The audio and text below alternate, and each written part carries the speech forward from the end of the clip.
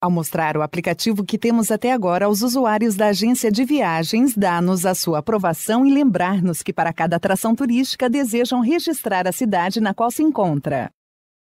Devemos representar então que os países contêm um conjunto de cidades, e depois que cada atração turística pertence a uma cidade. GeneXus tem uma forma simples de representar uma realidade como a dos países e as cidades. Se representa agregando um segundo nível à transação Country. Vamos ver. Abrimos a transação Country e, estando no último atributo, pressionamos o botão direito do mouse e Insert Level. Vemos que se abre um subnível que daremos o nome City. Agora temos duas possibilidades para nomear os atributos do segundo nível. Se digitarmos ponto, vemos que GeneXus nos sugere como prefixo Country City, ou seja, o nome da transação mais o nome do segundo nível, e falta completar o nome do atributo assim. E se você digitar aspas, vemos que GeneXus nos sugere como prefixo City, o nome do segundo nível, e bastaria completar com ID, ficando o nome City ID. Vamos deixar assim.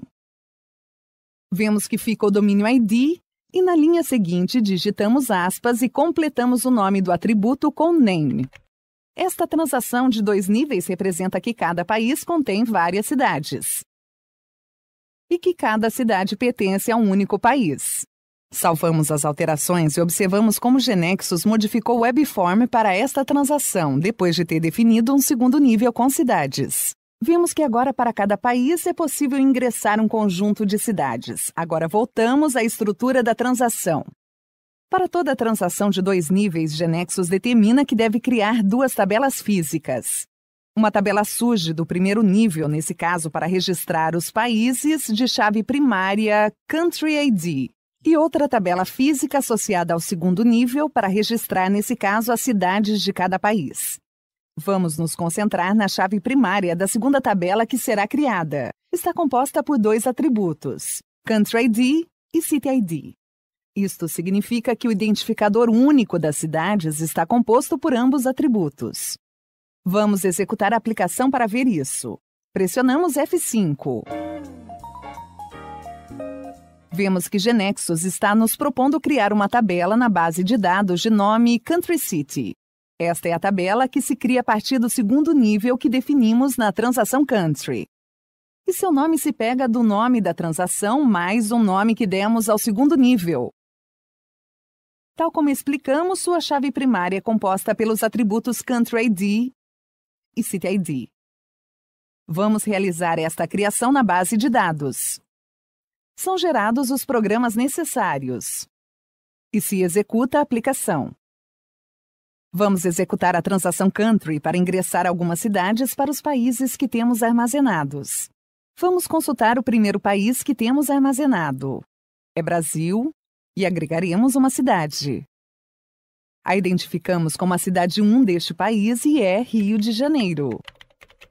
Vamos ingressar outra cidade para Brasil, codificamos como a cidade 2 de Brasil e é São Paulo.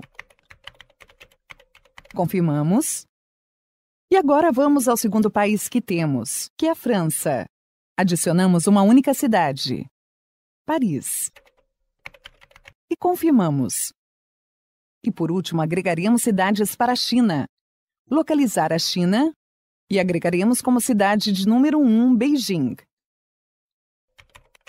Como cidade número 2, Xangai. E como cidade de número 3, Hong Kong. Confirmamos. Como vimos, distintos países podem ter suas cidades identificadas com 1, 2, 3, respectivamente.